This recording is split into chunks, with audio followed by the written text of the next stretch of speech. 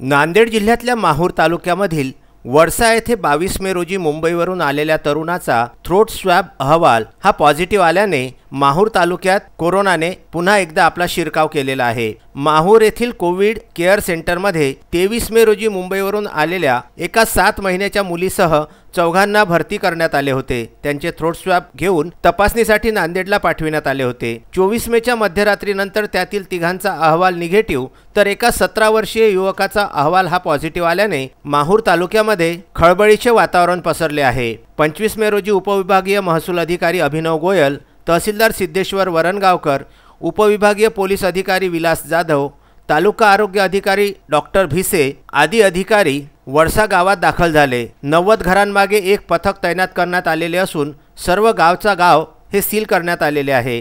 सदर चारही व्यक्ती मुंबईच्या घाटकोपरमधून आल्या होत्या।